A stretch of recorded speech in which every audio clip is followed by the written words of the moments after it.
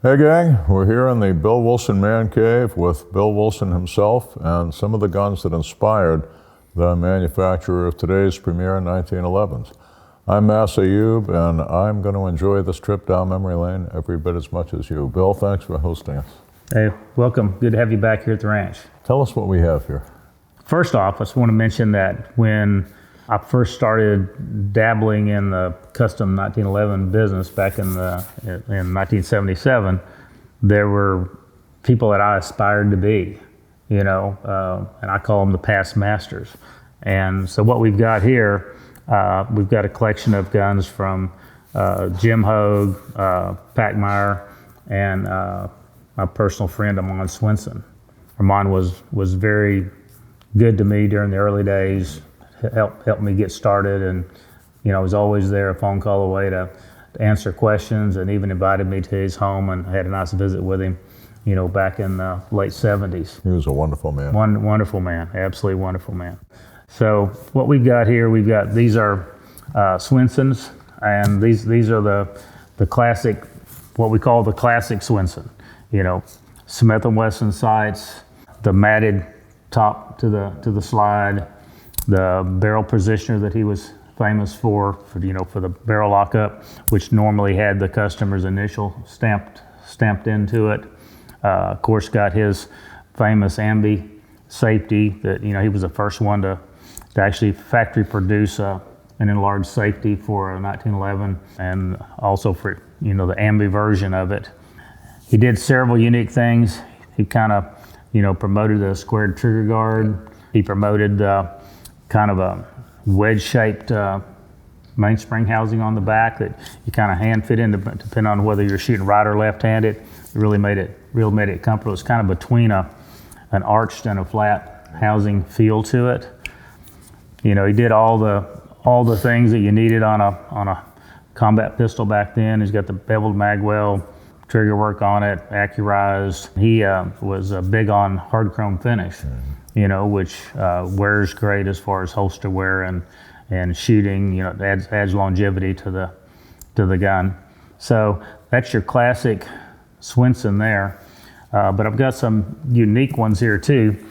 This is the only engraved Swenson that I've ever seen pictures of or I even know of. So I think that's a pretty rare gun there that probably some special customer had him make that gun for him there, because it's a pretty unique. Who did the engraving, Bill? Have no idea. None of these guns were guns that he specifically that I commissioned that he built for me. They're all ones I've picked up through the years from various sources. So, I don't know any history on it, but it's a pretty unique Swenson there. This is another pretty much classic Swenson there, but this is the one that's really special to me here. Because this is the one that our old buddy Ken Hackathorn actually commissioned Armand to make for him.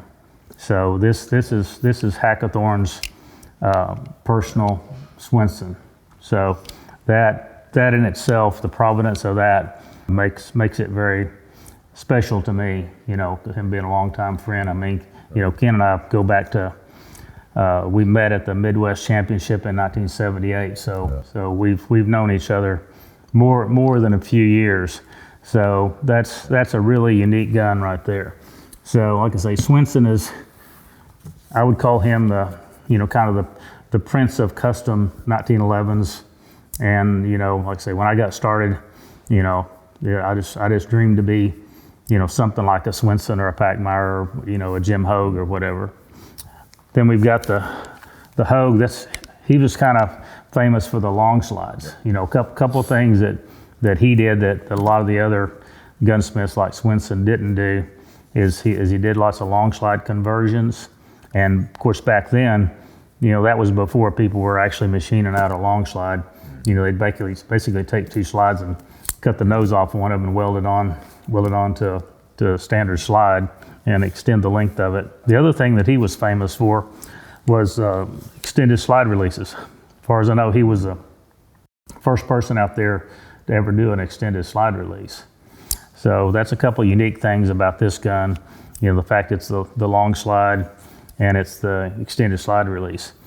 Jim built beautiful guns, but you know, sometimes they took a little extra work to get them to function well, because he liked to build a real pretty gun that locked up real tight, that maybe sometimes wasn't totally reliable. Then we've got the really rare stuff, and that's the Pachmayrs. And this is kind of a unique one here, because most of the Pachmayr combat specials, which are made famous by shooters like Ray Chapman. Yeah, Ray Chapman was famous for shooting these. Ross Seyfried, Yeah.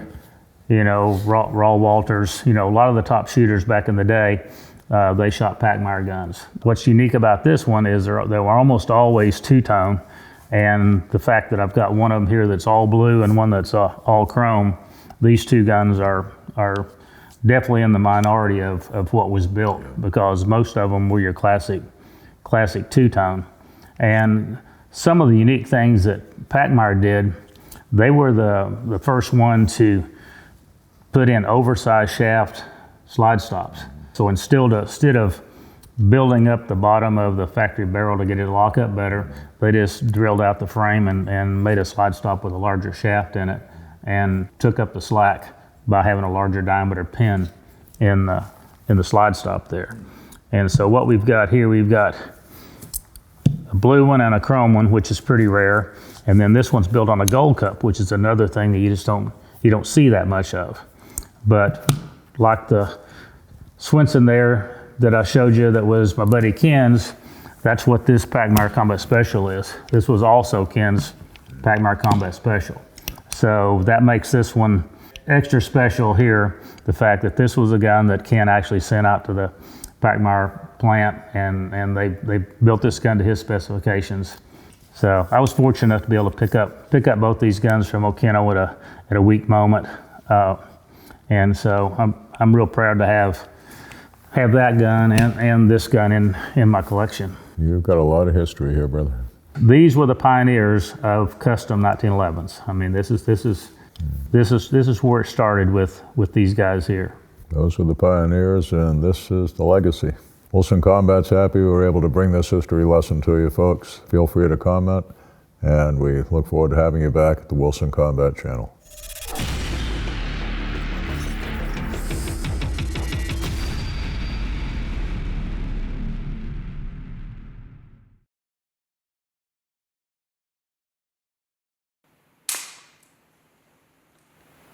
Very sweet.